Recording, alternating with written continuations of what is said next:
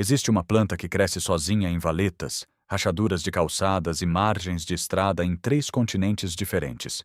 Ela produz espuma real, limpa de verdade, e consegue gerar shampoo suficiente para você lavar o cabelo todos os dias pelo resto da vida sem nunca mais comprar outra garrafa de plástico. Monges carregaram essa planta através da Europa medieval. Indústrias têxteis inteiras foram construídas ao redor dela.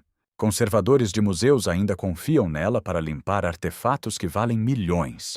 Mesmo assim, a indústria moderna do shampoo simplesmente enterrou esse conhecimento. Muito antes do primeiro sabonete industrial existir, muito antes dos surfactantes químicos serem sintetizados em laboratórios, seres humanos já utilizavam um limpador natural que crescia ao lado dos rios onde tomavam banho. E usaram durante centenas de gerações. O primeiro sabão manufaturado conhecido surgiu há quase 5.000 anos na antiga Babilônia, mas originalmente era usado para limpar lã e tecidos, não o corpo humano. Isso significa que durante a maior parte da história registrada, as pessoas se limpavam sem shampoo industrial, sem detergente sintético e sem as prateleiras iluminadas dos supermercados modernos. E ainda assim eram limpas. Mantinham a pele saudável, enquanto o mundo moderno criou uma dependência completa de produtos químicos embalados em plástico.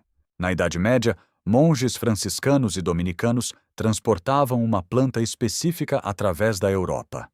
Eles chamavam aquilo de presente de Deus para manter a limpeza do corpo e das roupas. E aqui existe um detalhe importante que quase ninguém imagina. Esses mosteiros não eram lugares primitivos. Eles tinham sistemas hidráulicos sofisticados, rotinas organizadas de banho e higiene, e encaravam limpeza física como parte da pureza espiritual. Ou seja, eles conheciam praticamente todos os métodos de limpeza disponíveis na época. Mesmo assim, escolheram essa planta acima de todas as outras. Até o final dos anos 1500, ela já havia se tornado o principal agente de lavagem em casas e oficinas por toda a Inglaterra, simplesmente porque funcionava melhor que qualquer outra opção disponível. E não eram apenas os monges que sabiam disso. A indústria têxtil europeia inteira passou a depender dessa planta. Os profissionais responsáveis por limpar e amaciar tecidos descobriram que, ao ferver folhas e raízes em água, surgia uma espuma suave capaz de limpar até os tecidos mais delicados sem danificar um único fio.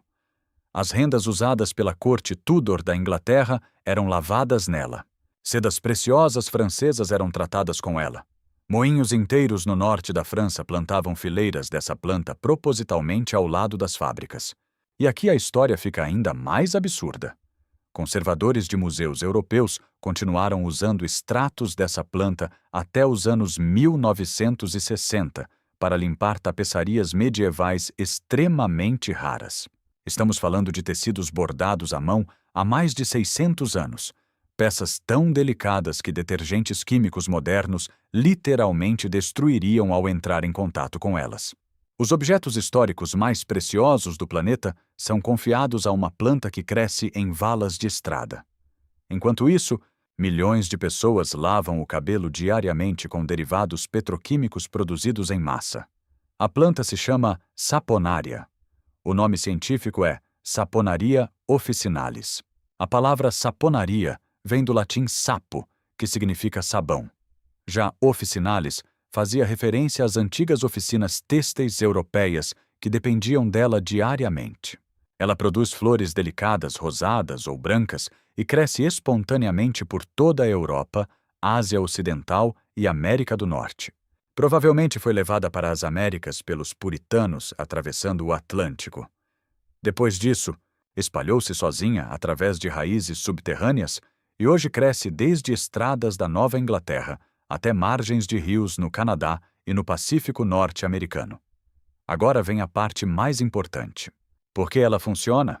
As folhas, raízes e caules contêm compostos naturais chamados saponinas. São agentes de limpeza reais, estruturalmente parecidos com os surfactantes encontrados em shampoos modernos. Quando a planta é esmagada na água, produz espuma verdadeira, quebra gordura e remove sujeira exatamente como um detergente sintético. Mas aqui está o detalhe que muda tudo. Pesquisas modernas confirmaram que essas saponinas também possuem propriedades antibacterianas, anti-inflamatórias e adstringentes naturais. Ou seja, limpam sem destruir completamente a barreira protetora da pele. E isso levanta uma pergunta enorme. Será que a indústria moderna realmente criou algo melhor? Ou apenas substituiu um sistema natural permanente por um modelo baseado em consumo contínuo?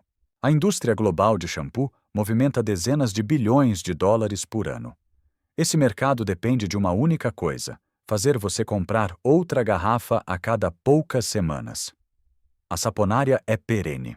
Você planta uma vez e ela retorna todos os anos praticamente sozinha, sem fertilizante, sem irrigação intensa e sem necessidade de replantio. O mais impressionante para mim é perceber que diferentes culturas chegaram exatamente à mesma solução.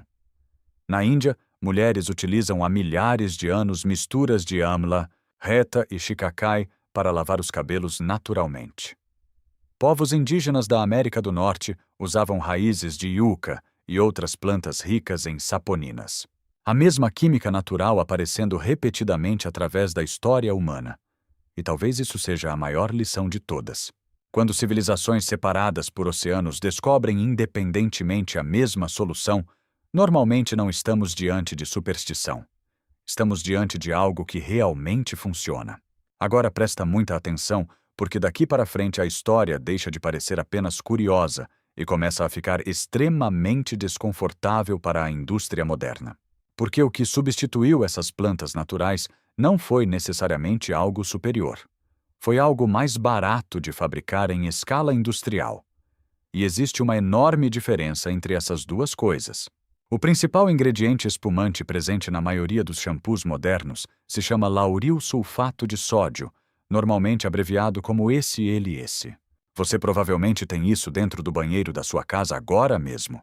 Esse composto virou o motor inteiro da indústria global de shampoos após a Segunda Guerra Mundial, quando detergentes sintéticos começaram a substituir rapidamente os métodos naturais tradicionais. E aqui entra um detalhe histórico extremamente importante. Antes da década de 1940, limpadores vegetais ainda eram comuns em muitas partes do mundo, mas durante a guerra, matérias-primas tradicionais ficaram difíceis de obter. A indústria química entrou com substitutos sintéticos baratos.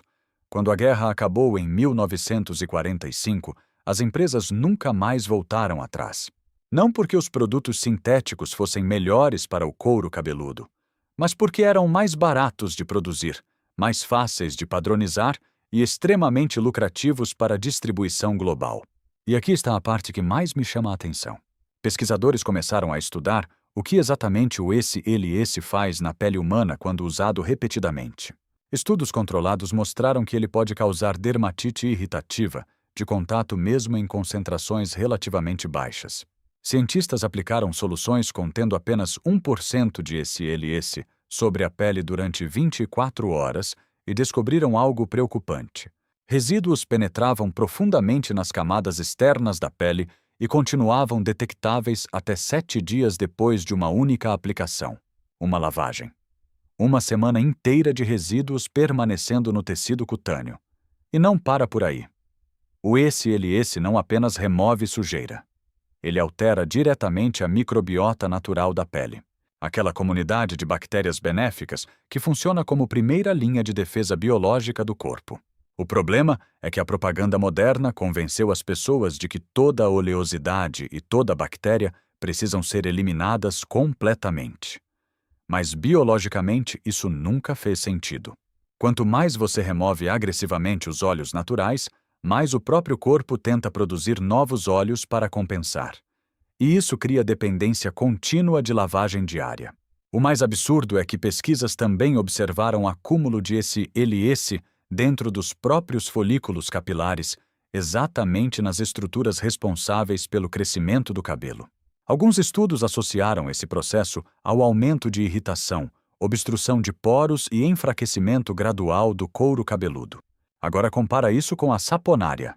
Testes laboratoriais mostraram que o extrato da planta é significativamente mais suave para proteínas e lipídios da pele quando comparado ao esse.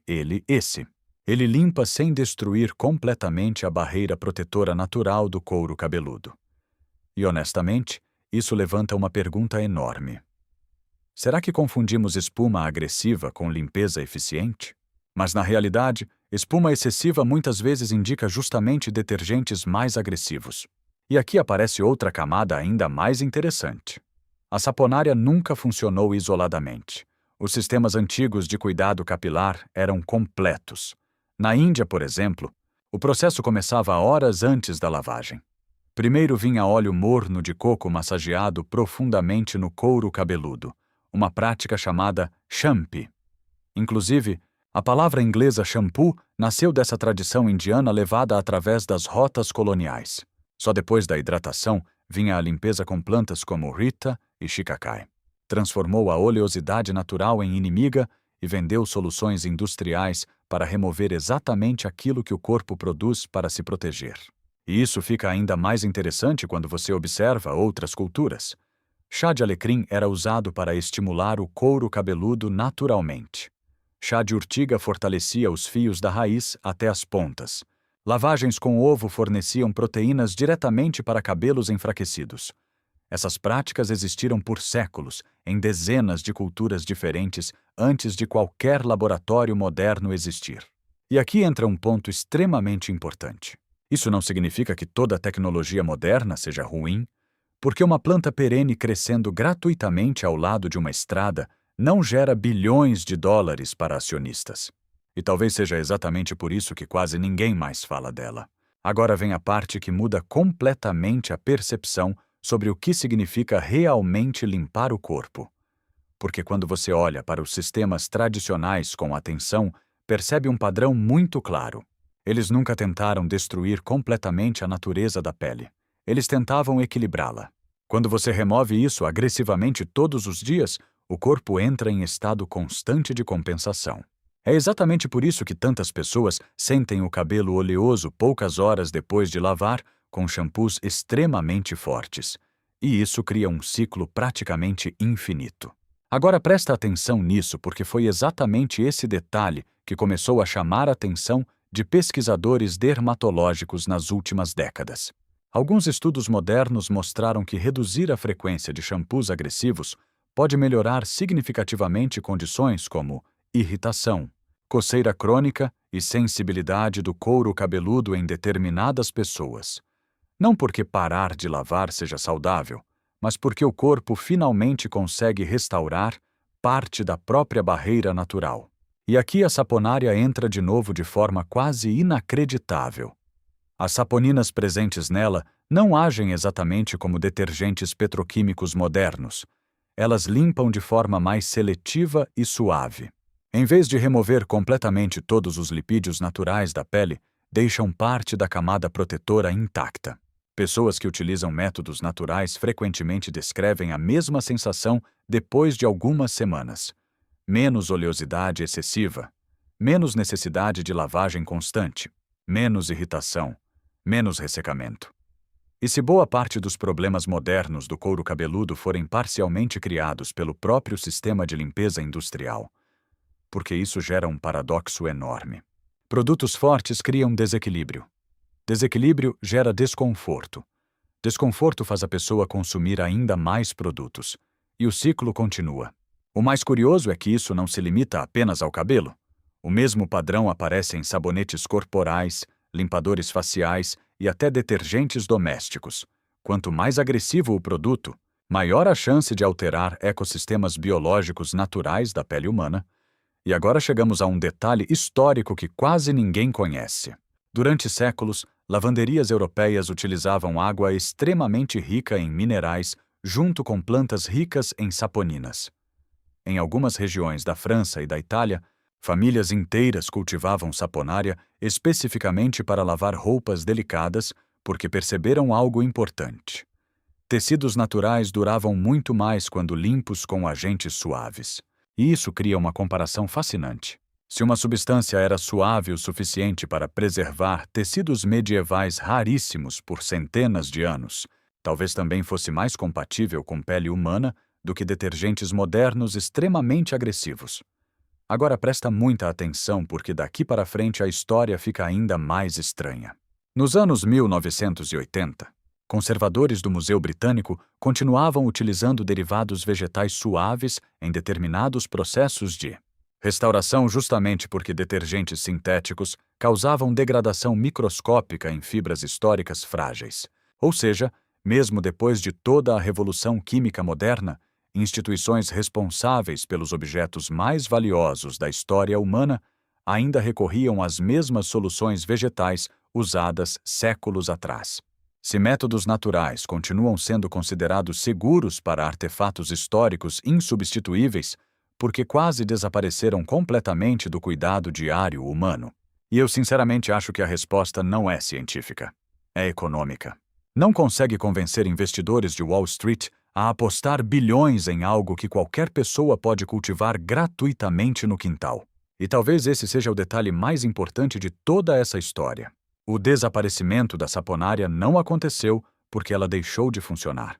Aconteceu porque ela não se encaixava no modelo industrial moderno baseado em consumo contínuo. Enquanto isso, a maioria das pessoas sequer sabe mais que ela existe. Mas agora vem a parte mais impressionante de todas. Porque você pode literalmente produzir um shampoo funcional usando essa planta em menos de 30 minutos. E o processo é absurdamente simples. O método tradicional começa com folhas, raízes ou caules frescos da planta. Cerca de 2 xícaras da planta picada para aproximadamente 1 litro de água já são suficientes para produzir uma solução concentrada. As partes vegetais são colocadas numa panela e fervidas lentamente entre 15 e 20 minutos, até que a água comece a formar espuma natural na superfície. E aqui acontece algo fascinante. As saponinas dissolvidas criam uma espuma suave, sedosa e muito diferente da espuma agressiva dos shampoos industriais. O cheiro também é diferente. Não parece perfume sintético, parece planta viva. Depois disso, basta deixar esfriar, coar e armazenar em um recipiente limpo. O líquido dura alguns dias refrigerado ou pode ser congelado em pequenas porções. Algumas pessoas adicionam alecrim, lavanda ou hortelã para potencializar aroma e propriedades calmantes do couro cabeludo. Agora vem a parte mais importante. A primeira experiência costuma surpreender muita gente, porque o cabelo não fica rangendo de tão seco como acontece após shampoos fortes. E isso faz algumas pessoas pensarem inicialmente que ele não limpou direito. Mas o que realmente está acontecendo é outra coisa. O couro cabeludo não foi completamente despido da própria proteção natural. E isso muda tudo. Durante as primeiras semanas, o corpo começa lentamente a reduzir a produção exagerada de oleosidade causada por anos de detergentes agressivos. Muita gente relata exatamente a mesma sequência. Menos coceira, menos ressecamento, menos necessidade de lavar diariamente. E honestamente eu acho esse detalhe extremamente simbólico, porque revela algo muito maior do que apenas shampoo. Agora, claro, existe um ponto importante aqui. Saponária não é uma solução mágica universal. Algumas pessoas preferem alternar métodos naturais e industriais. Outras têm condições dermatológicas específicas que exigem acompanhamento médico adequado. E isso precisa ser dito com clareza. Mas o fato impressionante continua existindo. Durante séculos, milhões de pessoas limparam corpo, cabelo e roupas utilizando exatamente esse tipo de planta sem depender da indústria química moderna. E talvez a maior pergunta não seja: isso funciona? Talvez a verdadeira pergunta seja: por que quase ninguém mais sabe disso? A saponária não desapareceu porque falhou. Ela desapareceu porque o mundo moderno parou de ensinar. Porque quanto mais eu estudo histórias assim, mais percebo um padrão repetido. O conhecimento antigo não era perfeito, mas também não era ignorante. Muitas vezes ele foi construído através de observação direta acumulada por centenas de gerações. E isso tem um valor enorme que o mundo moderno frequentemente subestima.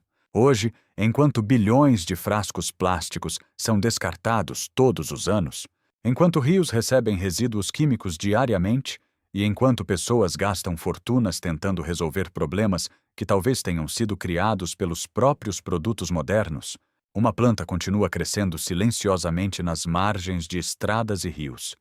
esperando ser redescoberta novamente. E talvez essa seja a maior lição de todas. Nem toda evolução significa melhoria. Às vezes, significa apenas substituição. E às vezes as soluções mais poderosas não estão escondidas em laboratórios milionários. Estão crescendo no chão. Se esse vídeo abriu seus olhos para algo que quase desapareceu da memória coletiva, se inscreve agora no Segredos da Natureza e ativa as notificações. Porque aqui a gente resgata exatamente esse tipo de conhecimento que o mundo moderno quase enterrou completamente. Cada comentário, cada compartilhamento e cada like ajuda essas informações a continuarem vivas. Porque a verdade é simples, a saponária nunca desapareceu, a gente só parou de olhar para ela.